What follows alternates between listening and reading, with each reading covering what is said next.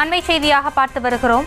Helicopter இறங்கிய விவகாரம் தொடர்பாக விசாரணை என்று தகவல் வெளியாகி இருக்கிறது. சாத்தான்குளம் அருகே ஹெலிகாப்டர் எந்த அனுமதியுமின்றி தரையிறங்கிய விவகாரத்தில் அம்பலச்சேரி கிராமத்தில் எந்த அனுமதியுமின்றி ஹெலிகாப்டர் தரை இறங்கிய விவகாரத்தில் விசாரணை என்று தகவல் வெளியாகி இருக்கிறது. அது குறித்தான அண்மை செய்தியை பார்த்து வருகிறோம். கூடுதல் விவரங்களோடு இணைகிறார் எமது செய்தியாளர் சுடலைமணி. சுடலைமணி, வணக்கம். விவரங்களை வழங்கலாம்.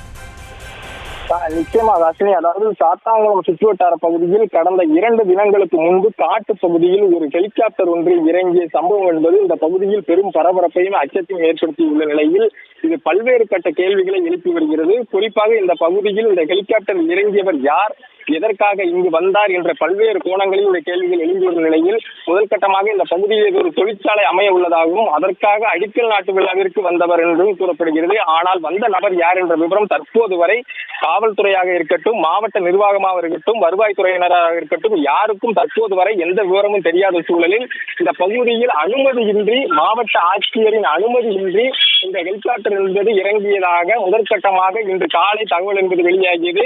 இதன் அடிப்படையில் இந்த பகுதியைச் சேர்ந்த கட்டாரிமங்கலத்தைச் சேர்ந்த கிராம நிர்வாக அலுவலர் வேல்முருகன் சாத்தான்குளம் காவல் நிலையத்தில் புகார் ஒன்றை அளித்திருந்தார். அதன் அடிப்படையில் தற்போது முதல் கட்டமாக சாத்தான்குளம் டிஎஸ்பி அருள் மற்றும் எஸ்ஐக்கள் போலீசார் இந்த பகுதியில் தற்போது முதல் கட்ட விசாரணை என்பதை தொடங்கியுள்ளனர். இதற்காக இந்த பகுதியில் வருகை தந்த டிஎஸ்பி அருள் தலைமையிலான போலீசார் இந்த பகுதியில் உள்ள பணியாளர்களிடம் விசாரணை நடத்தினர். அந்த விசாரணையின் போது 5 குழுக்களாக ஒப்பந்த பணியாளர்கள் தற்போது இந்த பகுதியில் வேலை செய்து கொண்டிருப்பதாகவும் தங்களது ஓனர் அதாவது முதலாளி அனுப்பியதாகவும் இந்த பகுதியில் 5 குழுவினருக்கும் தனித்தனியாக வேலை கொடுத்திருப்பதாகவும், அதாவது ஷெட் அமைக்கும் வேலை, தார் சாலை போடும் வேலை, மண் சாலை போடும் வேலை என தங்களுக்கு ஒவ்வொரு குழுவினருக்கும் ஒவ்வொரு பணிகள் அமைப்பதற்கான ஒப்பந்த அடிப்படையில் தான் தாங்கள் இந்த பகுதிக்கு வேலைக்கு வந்திருப்பதாகவும், தங்களுக்கு அதற்கு மேல் எந்த விவரமும் தெரியாது என்று தற்போது டிஎஸ்பி அருளிடம் அவர்கள் தெரிவித்துள்ளனர்.